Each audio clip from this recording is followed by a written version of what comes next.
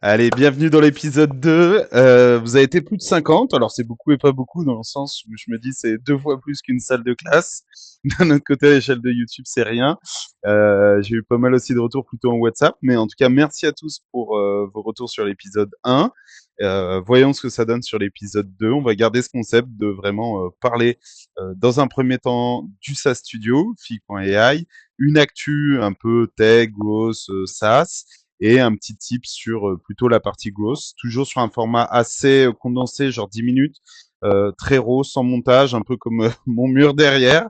Euh, voilà, en gros, là, je sais pas, pour ceux qui se posent la question, parce que l'idée, c'est aussi de partager, bah, là, avec ma compagne, on a acheté une vieille ferme près du Mont Ventoux en France, donc on rénove, c'est pour ça qu'on voit, non, dans l'autre sens, un peu un échafaudage, là encore, là, le béton est pas fini, mais en tout cas, la vie est belle et il fait un peu chaud, mais c'est cool. Actu sur le SaaS Studio. Donc, l'idée, c'est pas de revenir à chaque fois. Si vous voulez en savoir plus sur le fait que sur notre SaaS Studio, c'est Fig.ai, c'est dans l'épisode 1, mais en gros, voilà, c'est un SaaS Studio dans le sens où on est une équipe d'entrepreneurs, on fait des SaaS pour des clients, ou en tout cas des produits tech au sens assez large, et on en fait pour nous-mêmes. Là, on est en train d'ailleurs de bosser plutôt sur une nouvelle version de GrabLab. Mais surtout, ce qu'on est en train de faire, et c'est vraiment l'identité de l'ADN du SaaS Studio, c'est qu'on se rend compte, de par notre savoir-faire, de par l'arrivée de l'IA, de par nous-mêmes qui croyons énormément au SEO, parce que c'est ce qui alimente le géo. D'ailleurs, faites une demande sur ChatGPT ou Claude, vous verrez dans les petites actions, il dit, bah voilà, recherche, alors il dit pas sur Google, mais en gros, recherche en ligne les infos.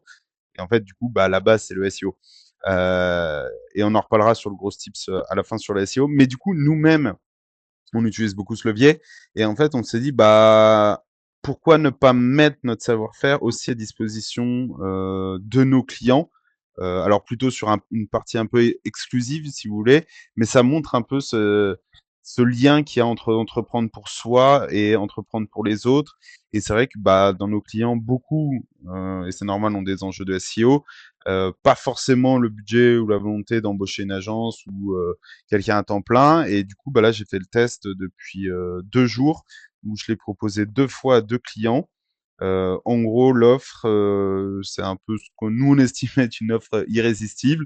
C'est 10 articles SEO complètement uniques, 100% optimisés, business orientés, que ce soit top of funnel ou bottom of funnel. Donc en gros, où est-ce qu'on se positionne sur les keywords, mais aussi sur les intentions, etc. Enfin voilà, tout notre savoir-faire SEO, avec cette particularité que vu que c'est nos clients, on a toute la data business, mais aussi la data tech, les nouvelles features, les changelogs, les tickets de support. Donc on peut, par exemple, à chaque ticket de support qui exprime une problématique business, on peut en générer un article de blog. Donc on peut vraiment aller créer des choses assez uniques. Et donc 10 articles SEO auto-generated par mois pour 250 euros par mois. Et les 2 clients ont dit bah grave chaud. Donc voilà, on lance ça en septembre. On va voir un petit peu ce que ça donne. Euh, Peut-être que demain ça sera un 5e outil SaaS. On va un peu sortir et rendre disponible au grand public. Bah, curieux d'avoir votre feedback si là-dessus. Est-ce que vous trouvez que c'est une offre irrésistible ou pas? Nous, c'est vrai qu'on le fait pour nous, donc on s'en rend moins compte et on n'est pas des et on n'a jamais été presta dans le SEO. Mais en tout cas, pour nous, ça cartonne et donc c'est bien. Donc voilà pour la petite actu sur le SaaS Studio Fig. Je pense qu'on bossera avec un prochain client, nous, à partir d'octobre. Donc là, on est en train de voir avec qui on pourrait éventuellement bosser sur quelle typologie de projet. Et ça nous amène justement à l'actu un petit peu tech. Hier, avant de dormir, je suis tombé sur un article. Il a déjà quelques jours, voire quelques semaines, mais je sais pas, j'étais pas tombé dessus. Où Uber disait que en 4 à 5 mois, ils ont épuisé le budget IA Tech, donc les tokens en gros, prévus pour l'année. Et ça, c'est un phénomène qui est vachement intéressant, qui couple avec une tendance de fond. Alors peut-être qu'on se trompe, moi j'y crois beaucoup, mais sur le fait que comme on a pu mettre en offshore beaucoup de tech il y a 10 ans, et ensuite embaucher des bons pour refixer ça, j'ai l'impression qu'avec l'IA, il y a ça, mais c'est sur 3 éléments clés. Pourquoi je dis ça? Le premier, c'est qu'on est en bulle ou en période de dumping, c'est-à-dire qu'on nous vend quelque chose de 100 pour goûter entre guillemets 200 $ par mois, par exemple Claude Max à la drogue, mais en fait, ça vaut 2, 3, 4, 5 000 selon l'usage qu'on en fait. Je crois que je l'avais dit dans le dernier épisode, mais nous, c'est l'équivalent de 6 000 dollars.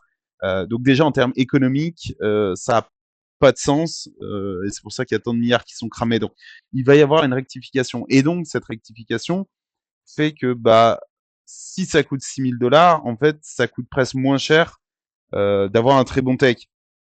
Et troisième phénomène, c'est le phénomène que, grâce ou à cause de l'IA, je sais pas, on se met à faire plein de choses parce que c'est facile. Je vais me faire mon petit CRM, je vais me faire mon petit machin, mon petit bidule. Mais du coup, ça va créer énormément de maintenance. Et je sais pas si vous l'avez déjà fait, vous, à titre perso ou nôtre, mais la maintenance, c'est un gros sujet dans la tech. Il y en a toujours. Il y en aura toujours. Quand vous avez un produit tech, il y a de la maintenance à faire. Et cette maintenance, en fait, elle est souvent un petit peu exponentielle parce que vous rajoutez des dizaines de milliers de lignes de code, centaines de milliers, millions de lignes de code. Et donc, si vous vous retrouvez avec votre petit CRM homemade, connecté à votre produit, connecté à votre petit machin, votre simulateur ici, vos trucs, en fait, vous avez créé tellement de volume que derrière à maintenir, c'est très compliqué. Ça va vous coûter exponentiellement plus cher. Et donc, en fait, on fait trop de choses qui servent plus vraiment, avec pour l'instant des pricing qui sont complètement absurdes, tout en laissant l'humain de côté. Et donc, ce qui va probablement se passer, ça mettra peut-être quelques semaines, mois, c'est vu que ça redevient cher, ou en tout cas le prix de marché, bah, l'humain est mieux, et du coup on fait moins de trucs qui servent à rien, et du coup on redevient dans une mécanique un peu plus raisonnable qui est, bah, on utilise l'IA pour aller faire des reviews, pour faire des POC, ou pour éventuellement, peut-être comme il y a 9 mois, peaufiner et affiner, mais pas forcément pour juste être en full autopilote. Voilà pour une actu tech. Et dernier chapitre sur plutôt un growth tips. Sur la partie SEO, en fait, si vous en faites, plutôt à titre, enfin, vous en tant que fondateur ou à titre perso, pas forcément en tant qu'agence, mais parce que si vous êtes une agence ou un prestat SEO, vous connaissez forcément ça. En tout cas, je l'espère. C'est ce qu'on appelle le gap filling. Donc en fait, vous allez sur votre Google Search Console, vous allez dans la partie voilà inspection recherche des performances et vous regardez la rubrique page, vous sélectionnez position, vous filtrez par rapport au plus d'impressions, vous cliquez dessus et en fait vous allez aller voir la partie requête et vous exportez ce CSV et en fait c'est toutes les intentions business, les requêtes qui sont tapées sur Google pour lesquelles votre page est imprimée et proposée plus ou moins loin. Et donc en fait souvent il faut rebosser votre page pour affiner les clusters sémantiques, c'est-à-dire bah, peut-être qu'il faut, quand vous parlez de ce sujet, il faut peut-être plus inclure ce mot, peut-être que vous passez totalement à côté d'un autre cluster sémantique. Et en fait, souvent, ce qu'on fait, c'est qu'on essaye de faire un article par cluster sémantique plutôt qu'un article avec tous les clusters. Ou alors, c'est un article pilier, c'est celui qui se met tout en haut de tous vos clusters. Donc, par exemple, si je prends Reactine, bah ça va être je sais pas tout ce qui est intent based outreach où j'aurai tous mes clusters sur des façons de faire, des copywriting, etc. Tout ce qui est lié à ça et chacun de ces sous-clusters, bah en fait c'est un article dédié. Donc voilà, vous pouvez le faire avec l'IA, vous pouvez le faire à la main, etc. Mais ça marche hyper bien pour, en gros, c'est quoi la proposition c'est d'améliorer le click-to rate, c'est-à-dire la position globalement de votre article sur différentes recherches et ce qui permet bah, petit à petit, moi je recommande de le faire une fois par mois, d'améliorer votre article jusqu'à salut le chien, jusqu'à avoir une position qui soit satisfaisante. Vous pourrez pas forcément avoir toujours la position 1, 2, 3 parce qu'il y a des articles qui sont là depuis plus longtemps, qui ont plus de backlinks, qui sont vraiment appréciés par Google. Qu'est-ce qu'un article apprécié par Google? C'est un article qui répond aux besoins, à l'intention. Comment? Bah, soit parce que les gens y passent du temps, soit parce que les gens derrière ils cliquent pour aller plus loin. Et donc pour ça, c'est un signal positif pour Google et donc fait remonter votre article. Donc voilà, j'espère que ce second épisode vous a plu. N'hésitez pas à m'en partager un peu plus.